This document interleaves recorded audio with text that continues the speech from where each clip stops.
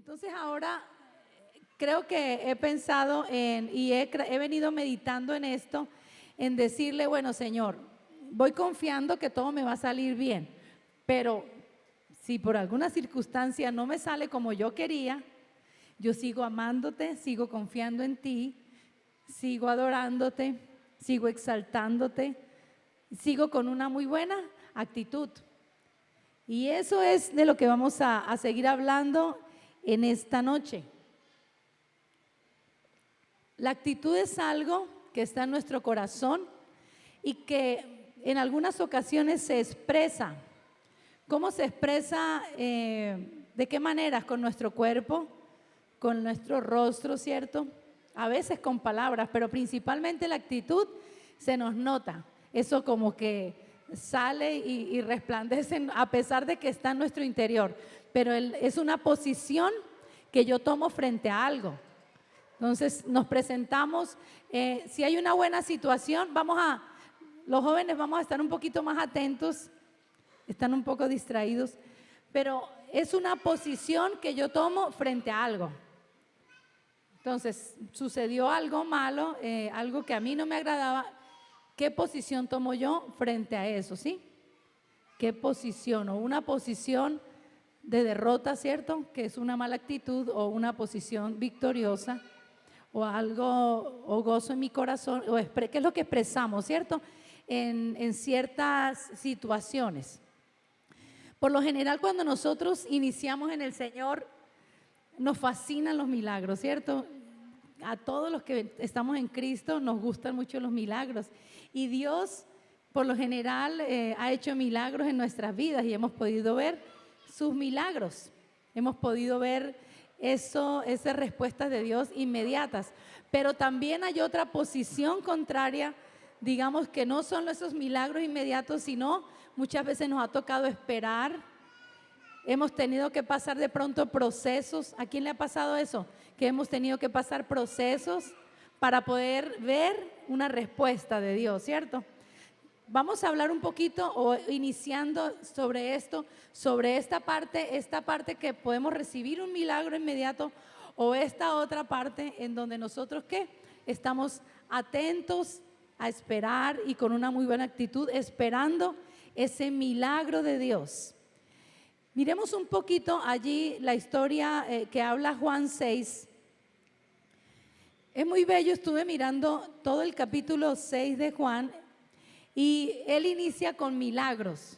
Había una gran multitud siguiendo a Jesús y lo primero que hacen después de estar detrás de él, empiezan ellos a ver los milagros de Dios.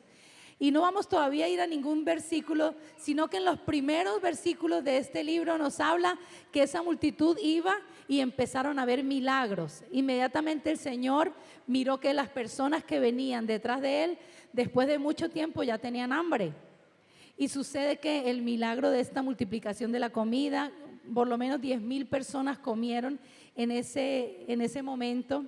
Después de esto, otros versículos más adelante, ¿qué sucede? Jesús camina sobre el agua. Y los que estaban muy cerca de él, ¿quién eran? Los discípulos, ¿cierto? Ellos estaban enamorados del Señor, estaban gozosos, no querían dejarlo ni por un instante. Y estaban viendo todo el tiempo milagros sobrenaturales de Dios.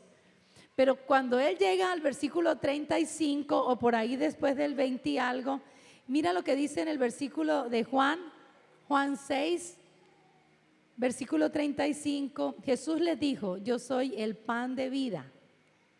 El que a mí viene nunca tendrá hambre y el que en mí cree no tendrá sed jamás.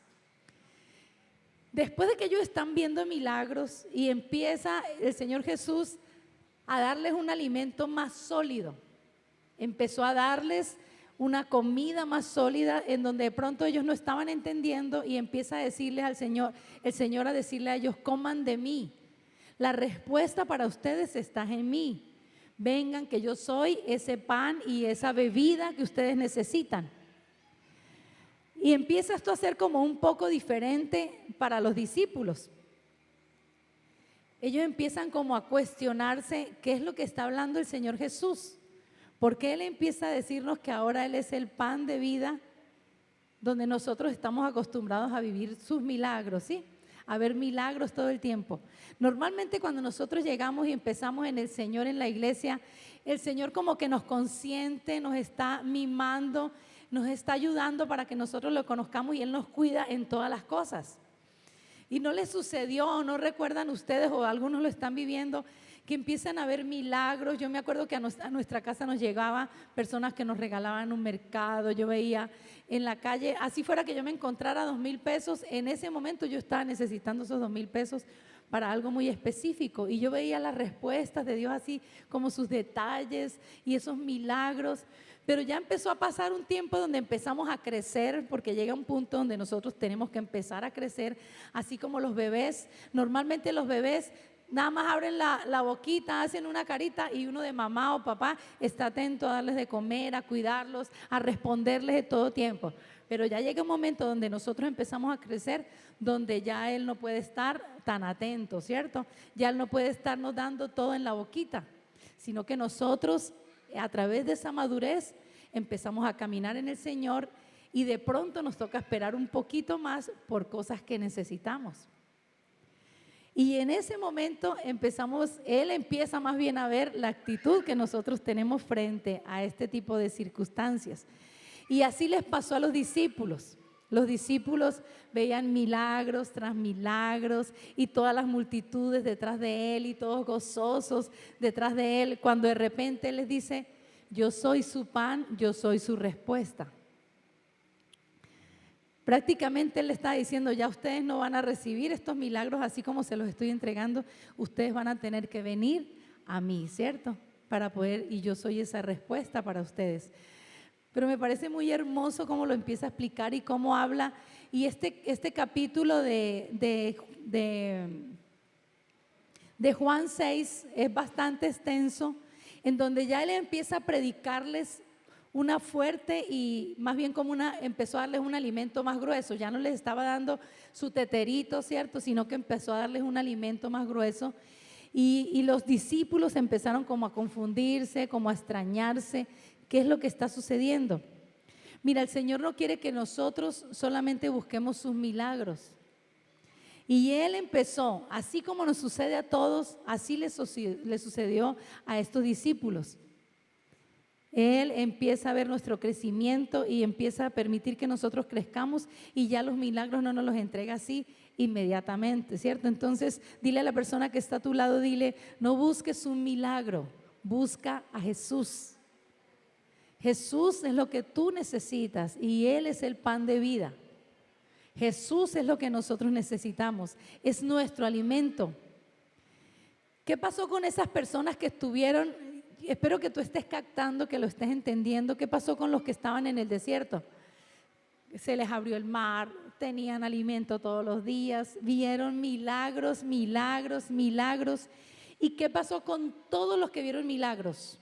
Murieron en el desierto. No les estoy diciendo que no anhelemos los milagros, pero nuestro milagro es Jesús.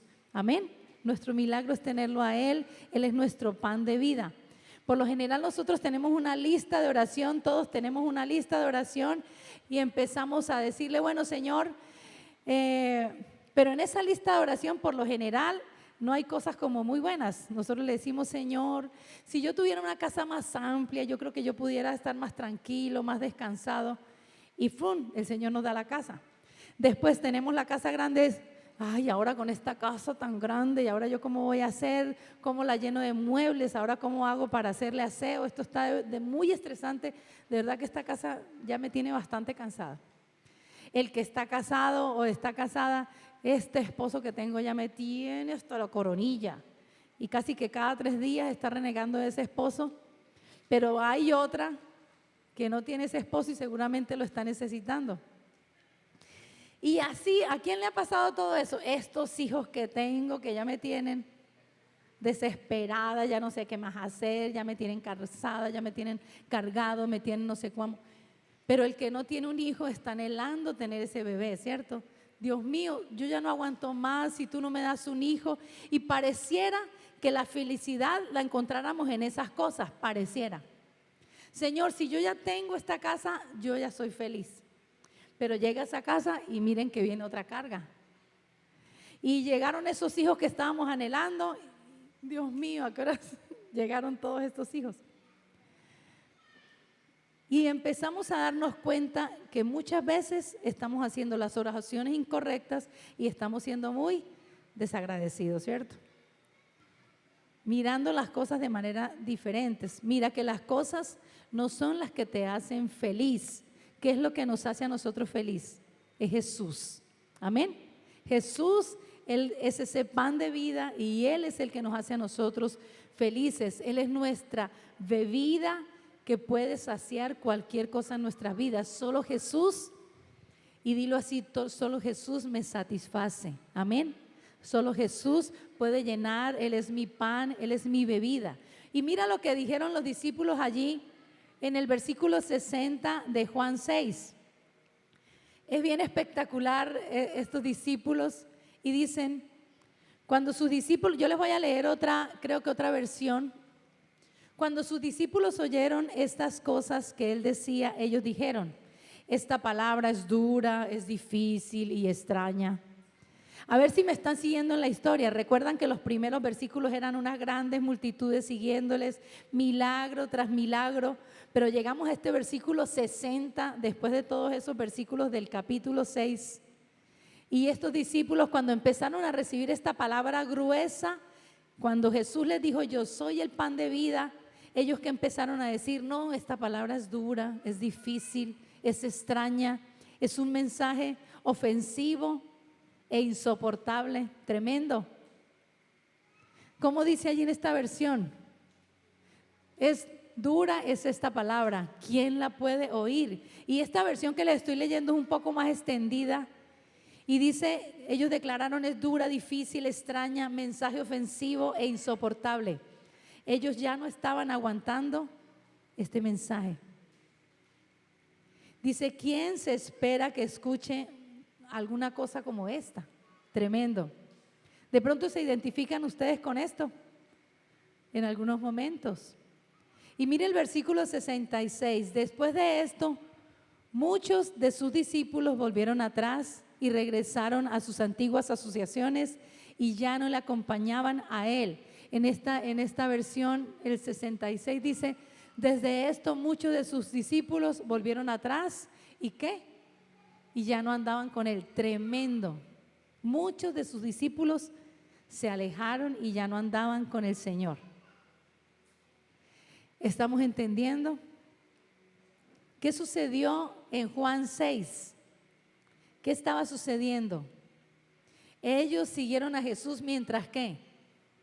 Mientras vieron milagros. Ellos siguieron, dice que grandes multitudes, en los primeros versículos, en el versículo 1 y 2 dice, grandes multitudes lo seguían mientras veían ¿qué? Milagros. Cuando en el momento que Él se detuvo y empezó a darles un alimento grueso, ¿qué hicieron ellos? Se alejaron. Dile, Señor, yo soy una persona que estoy madurando, amén. Y quiero recibir todo ese alimento sólido que viene de ti, porque tú eres mi pan de vida. Y podemos empezar a decirle, Señor, yo te quiero buscar y necesito de ti, amén. No solamente tus milagros.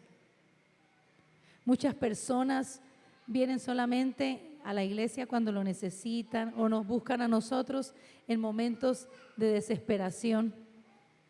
Y nosotros debemos ir siempre a Él, amén. Jesús es nuestro pan de vida. Y Jesús les dijo, quiero que me busquen a mí, no solo por las cosas. Dice, tómenme como su pan de vida, tómenme como su bebida de vida. Yo soy lo que ustedes necesitan. Jesús es lo que nosotros necesitamos.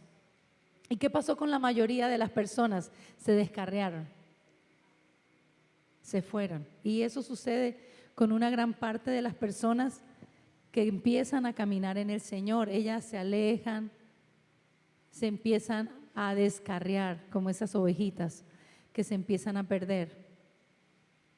Mira, la fe no es un sentimiento. Dicen ustedes, bueno, pastora, pero ¿qué tiene que ver esto con la actitud?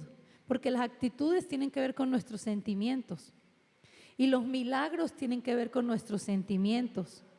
Qué rico que todo el tiempo fuera milagro tras milagro tras milagro, cosas sobrenaturales, pero es como que el Señor empieza a ver que nosotros empezamos a crecer y nosotros debemos empezar a creer en Él. Amén. Ya no es Él el que está creyendo por nosotros, ya es Jesús con nosotros, lógicamente ayudándonos, pero nosotros creyendo en eso que Él está obrando en nuestras vidas. Mira, es una posición de poder lograr pasar cosas duras y no darte por vencido. Es una posición de poder que nosotros pasemos todos los obstáculos que se nos presentan. Amén. Y no solamente que no veamos la respuesta y de una vez nos alejamos. Mira, la primera actitud que vimos hace 8 días, que solamente se la voy a mencionar, dice: mi futuro está basado en mi pasado y mi presente. Son las personas que tienen una muy mala actitud, pues porque se están fijando en las cosas que han sucedido en su pasado y las cosas que de pronto le están sucediendo en este momento. Pero hoy vamos a iniciar con esta actitud que puede ser actitud número 2, y es murmurar, rezongar, quejarse y criticar. Qué bueno que tú puedes traer para tomar apuntes, para que lleves la enseñanza escrita, y dice murmurar, rezongar, quejarse y criticar. Y miremos lo que dice Filipenses 4:6. También les voy a leer una versión un poco más extendida. Filipenses 4:6 dice, y no estén inquietos. A mí me fascina predicarles esta palabra. Dice, no estén afanosos, dice, no estén inquietos, no estén ansiosos por absolutamente nada. Es como una primera cosa que el Señor te está diciendo: no te preocupes, no te afanes, no estés ansioso. Dice, pero en cada circunstancia y en todo, es decir, en todas las cosas, en oración y con petición, con ruegos definidos y con acción de gracias, continuamente preséntenlo a Dios. Todas las cosas se las presentamos al Señor. Amén. Y he venido enseñándoles a ustedes y diciéndoles: recuerden que nuestra oración no es una oración de durar muchísimo tiempo exponiéndole al Señor una queja o la situación que estamos viviendo. La situación se la presentamos en 5 minutos, pero en los 40 o 50 minutos que quedan, nosotros lo adoramos por la respuesta. Amén. Y en Filipenses 2, del 14 al 15 dice: hágalo con todo, sin murmuración, sin rezongar, sin quejas en contra de Dios y dudando y cuestionando entre ustedes mismos. Tremendo. Vamos a decirlo todo: sin murmurar, sin rezongar, sin quejarme contra Dios, sin dudar, ni cuestionándonos entre nosotros mismos. Dice, para que puedan presentarse como irreprensibles, como luces brillantes en un mundo tan oscuro. Tremendo. Sin murmurar, sin rezongar.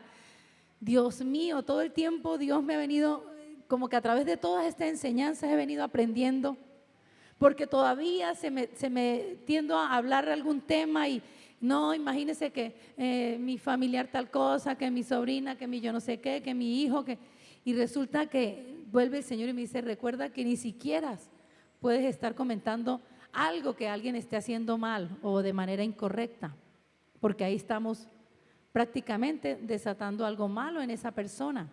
Amén. Porque siempre nos pica querer hablar alguna cosa, pero dice sin murmurar, sin rezongar.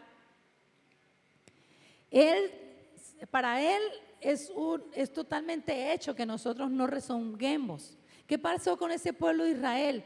Ellos pasaron en 40 años algo que debían pasar en 11 días.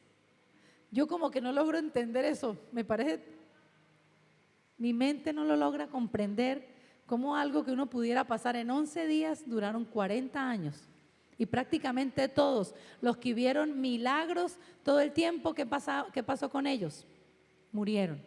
Todos murieron. Ellos no alcanzaron a madurar porque no dejaron de murmurar, de quejarse, todo el tiempo echándole la culpa a alguien. Al principio, cuando vieron el mar, qué lindo. Después empezaron a ver la comida, hasta que al poco tiempo se cansaron de la comida, querían más y más, empezaron a renegar, a echarle la culpa a uno, a echarle la culpa al otro. Tremendo. Se hartaron, se cansaron. Dios dice que seamos valientes, que seamos esforzados, que permanezcamos, que no nos rindamos, que no tiremos la toalla. Amén. En nuestro lenguaje, no tiremos la toalla. Vamos a leer un poquito de 1 Corintios 10, del 1 al 18, pero no vamos a leer todos los versículos porque está bastante extenso, pero dice, prácticamente nos está diciendo el Señor que estos versículos o esto que vivió ese pueblo es para ejemplo para nosotros. No sé si hayamos podido colocar allí todo, no, pero igual no lo vamos a mirar todo, voy a mencionarles algunos versículos, pero dice que ellos estuvieron bajo la nube, pasaron por el mar, tremendo, comieron alimento, el mismo alimento espiritual, bebieron la misma bebida espiritual. Y allí en Corintios, en ese versículo, si quieren les digo, en el 4 dice que esa comida y ese alimento era el mismo Cristo, el mismo Jesús, era lo que ellos estaban comiendo y bebiendo. Miren, esto es algo maravilloso. Esto es algo muy espiritual. Dice, estas cosas sucedieron, en el versículo 6 dice, estas cosas sucedieron como ejemplo para nosotros, a fin de que nosotros no cometamos los mismos errores. Dios no quiere que nosotros cometamos los mismos errores y que no quiere que aprendamos por los errores. Él quiere que miremos la Biblia como un espejo para mi vida, para yo aprender. Y dice, miren, está tan claro lo del pueblo del Señor. Es que más claro no puede estar. Empezaron a caminar, el Señor les dijo, acá derechito, ahí llegan en 11 días. Van a llevar el maná, no iban a cansarse nunca en 11 días, era rápido, era muy chévere, estaba bien alimentados. Tuvieron que pasar 40 años y al final de cuentas no pasaron. Que tú no seas ese que no pasó, amén. Que nosotros pasemos, dejemos la contienda, la queja, la murmuración. Miremoslos a ellos como un ejemplo para nuestras vidas. Miren, tremendo. Y en el versículo 9 dice, no provoquemos al Señor como algunos de ellos lo provocaron. Dicen, fueron destruidos por las serpientes. De ellos murieron en un día. Cayeron 23,000 de ellos. Fueron matados por las serpientes. Y mira lo que dice por las serpientes. Y en el versículo 10 dice, ni murmuren como algunos de ellos murmuraron. Tremendo. ¿Lo quieren más claro? Está muy claro, muy sencillo. Y esto es una actitud que nosotros decidimos. Amén. Nosotros decidimos esa actitud. Dale gracias a Dios por el agua con la que te bañas. Dale gracias a Dios por la familia que tienes. Dale gracias a Dios por el esposo que tienes. Dale gracias a Dios por el lugar en donde vives. Pero siempre seamos más excelentes en cada cosa, más limpios, más ordenados. Hay una pastora que me gusta escuchar mucho y, Dios mío, ella dice que va a un centro comercial y que por lo general uno desordena la ropa, saca y a veces se le sale el gancho y lo más fácil de uno es dejarlo ahí encima de lo que sea y sigue y va y desordena y si se fue para otro lado con algo en la mano lo deja uno en otra parte. Ella dice, yo me devuelvo, lo acomodo en el gancho, lo acomodo donde es, no por las personas que trabajan ahí, por Dios. Dijo, porque Dios me reprende, yo a veces nos queremos saltar en las filas, hacer muchas cosas, pero lo hacemos porque nosotros somos hijos de Dios, somos ejemplo en todos los lugares, a donde quiera que vayamos, somos ejemplo para nuestros hijos. Tengan mucho cuidado con las cosas que hablan, con las que hacen, en lo que están creyendo, en lo que ustedes creen. Es muy fácil desviarnos y hacer otras cosas. porque eso es lo que nosotros le estamos enseñando a nuestros hijos. Permanecer agradecido y rehusar quejarse es una posición de poder. Rehusemos quejarnos y ser agradecidos. Mira, otra mala actitud es una actitud de impaciencia.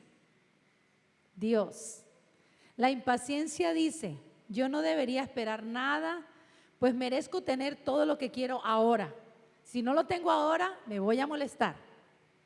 Esa es la actitud de impaciencia. Ay, Dios mío, yo respiro porque quiero hacer todo acelerado y quiero tenerlo todo ya y que sea rápido.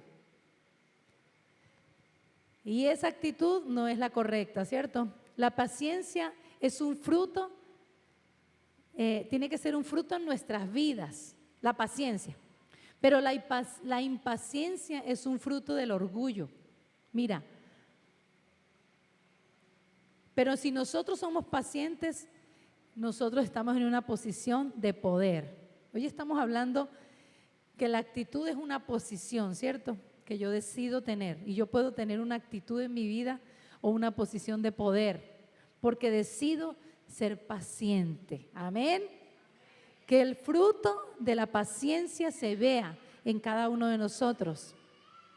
Miremos lo que dice Santiago 5:7. ¿Cómo dice Santiago 5:7? Dice, por tanto, hermanos, tened paciencia hasta la venida del Señor. ¿Cuánto tiempo? Toda la vida, siempre.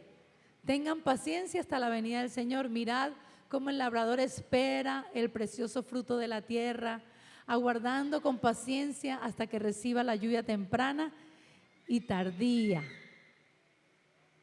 Amén. Pero miren, hay algo más interesante acá en otra versión dice, tengan paciencia mientras esperan. Tengan paciencia mientras esperamos. Estamos esperando muchas cosas. ¿Quién está esperando algo? Yo estoy esperando algo. Y si no estás esperando algo, terrible. Estamos esperando algo todo, ¿cierto? El asunto no es si estoy esperando. El asunto es cuál es mi actitud mientras yo estoy esperando. Ese es el asunto. Y esperar hace parte de nuestras vidas, ¿cierto? Estamos todo el tiempo esperando. Y cuando nosotros ya recibimos lo que estamos esperando, ¿qué empezamos a hacer inmediatamente? Esperar por otra cosa, o ya estamos esperando por otra lista de cosas más. Amén. Mira, si no sabe cómo esperar bien, con buena actitud va a ser miserable toda la vida, porque toda la vida va a estar esperando por algo. Entonces, dígale al de al lado, no sea miserable. No seamos miserables. Aleluya, Dios es bueno. Mire, se supone que esperemos para poder mostrar el fruto del Espíritu a través de nuestras vidas. Se supone que esperemos con dominio propio, se supone que esperemos con una actitud positiva, se supone que esperemos sin desanimarnos. Amén. Se supone que esperemos sin tener celos de las otras personas que están prosperando o están recibiendo las cosas que yo estoy esperando recibir, porque esa es otra. Vamos a estar viendo que otras personas reciben todo eso que yo estoy anhelando. ¿Y cuál es la actitud que nosotros vamos a tener frente a esas cosas? Dios mío, ayúdanos, dile. Necesitamos tu ayuda, Señor, para tener siempre la mejor actitud. Y es difícil responder muchas veces frente a ciertas cosas. Miremos en Santiago 1, versículos del 2 al 4. Habla bastante de la paciencia. Es un capítulo que habla bastantes cosas de la paciencia. Y dice, hermanos míos, tened por sumo gozo cuando os halléis en diversas pruebas, sabiendo que cada una de esas pruebas produce en nosotros fe, ¿cierto? La prueba de vuestra fe produce paciencia, mas tenga la paciencia su obra completa. Es tremendo.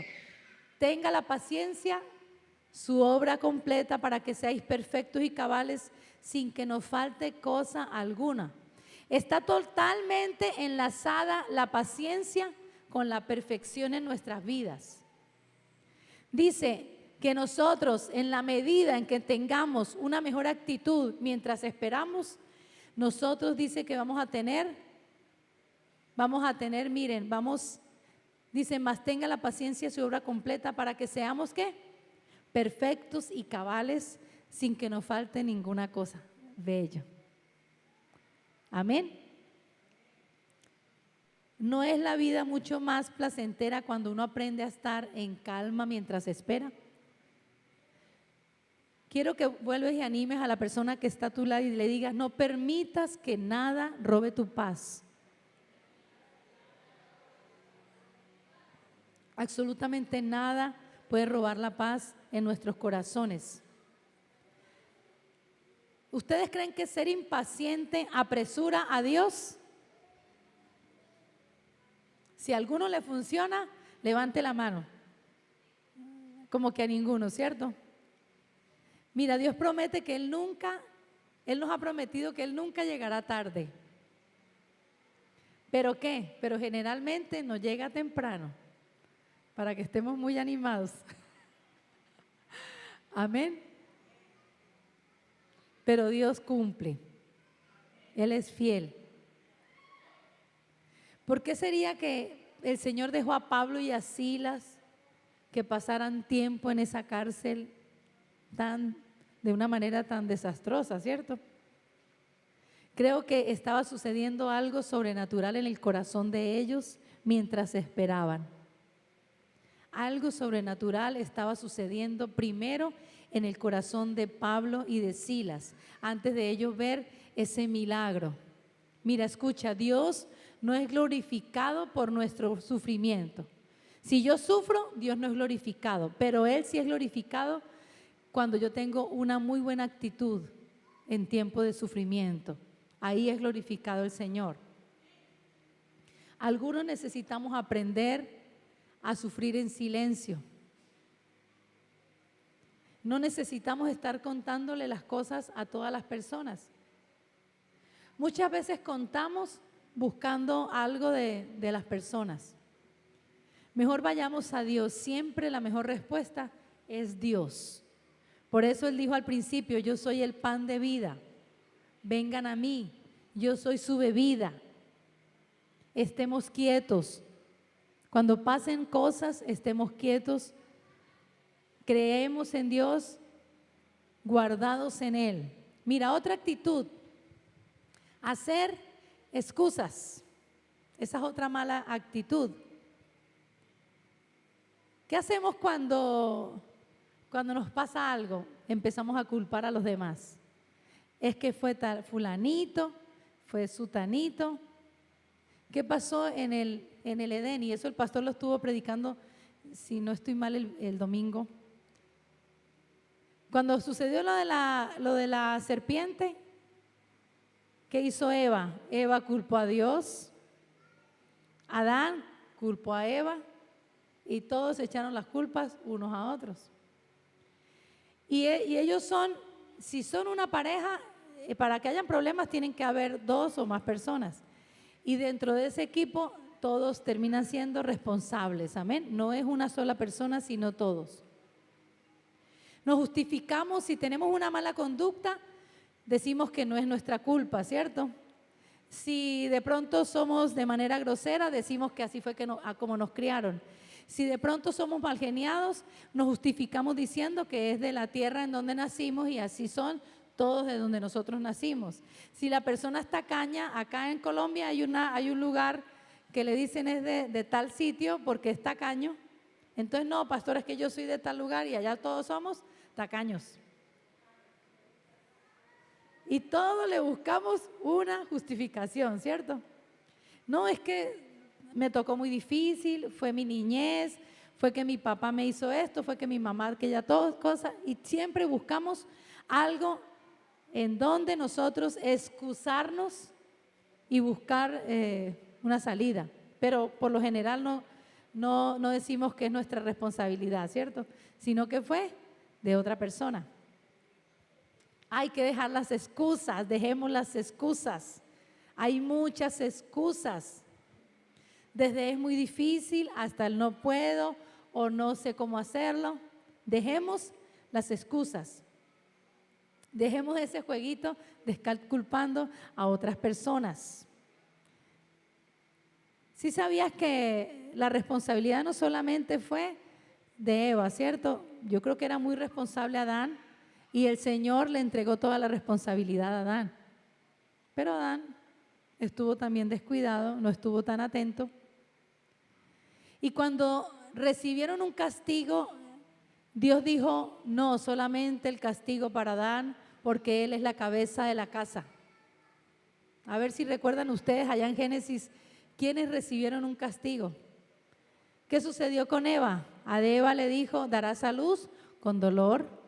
A Adán le dijo, tendrás que labrar la tierra, tendrás que trabajar y va a ser difícil, vas a sudar, vas a cansarte. Y al diablo le dijo, te vas a arrastrar, vas a comer tierra. Amén. Todos tenemos una responsabilidad, un grado de responsabilidad en cada cosa y qué bueno nosotros podamos decirle, Señor, muéstrame cuál es mi responsabilidad. Fue bien chévere en mi clase de discipulado en estos días con los jóvenes porque estaba hablándoles de un tema y ellos terminaron haciéndome varias preguntas que fueron muy interesantes. Pastora, pero ¿cómo hacemos para perdonar si nos hicieron tanto daño?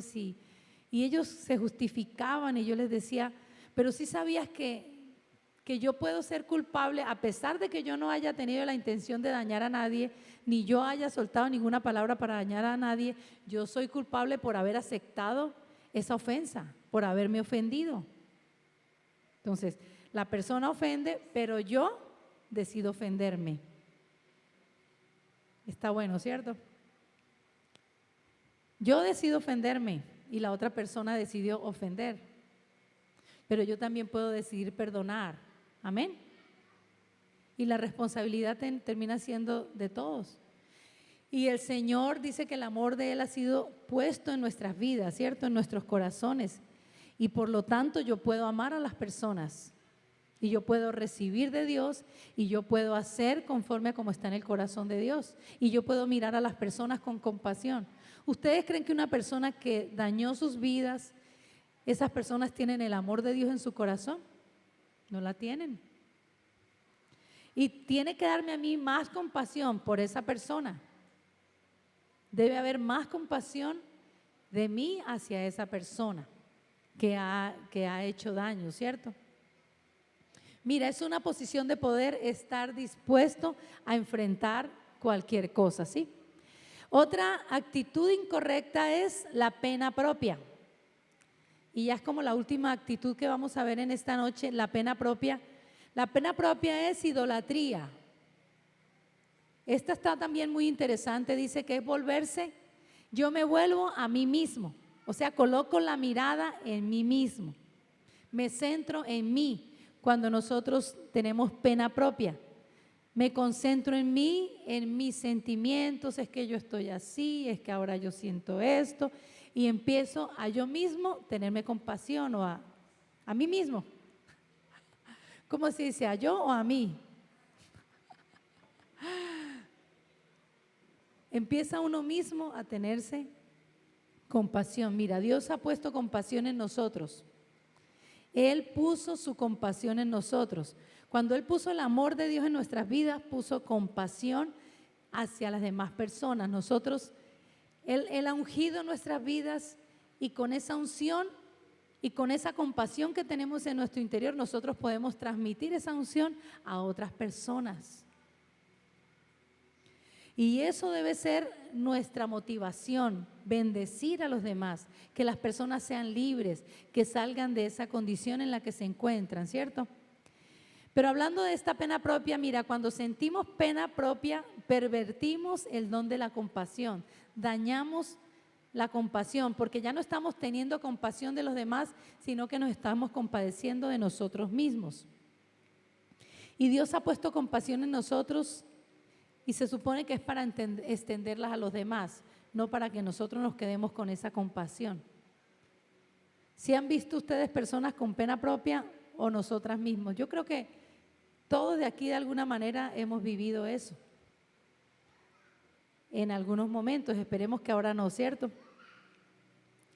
El diablo nos invitó en algún momento a celebrar la pena propia, a una fiesta de pena propia, y decidimos recibir esa invitación, y muchas veces esa fiesta se alarga. Entonces no permitas seguir viviendo o permitiendo esa actitud en tu vida. Puedes tú decidir ser una persona lastimosa o puedes ser una persona poderosa. Yo soy poderoso en Cristo Jesús. Amén. No soy una persona lastimada, decláralo. No somos unas personas que tengan que tener lástima de nosotros. Si yo tengo pena propia, lo que yo quiero animar a las personas es que me vean con lástima. Mira, la pena propia es una posición de debilidad. Y los que dicen no a la pena propia tienen poder en sus vidas. Amén. Mira, no puedes sentarse a compadecerse de sí mismo y ahí no vas a lograr nada. No lo logramos. Nos quedamos allí y entre más nos vamos a compadecer, más nos hundimos, ¿sí? Más caemos en esa situación. Deja de mirar lo que no tienes. Si tenemos pena propia, nos concentramos en las cosas que nos hacen falta. Miremos lo que tenemos. Miremos más lo que tenemos y así vamos a avanzar, ¿cierto? No seamos mártires. Ese que fue llamado mártir fue el que murió sí, muchas personas dicen, no, murió como un mártir porque murió haciendo tal cosa.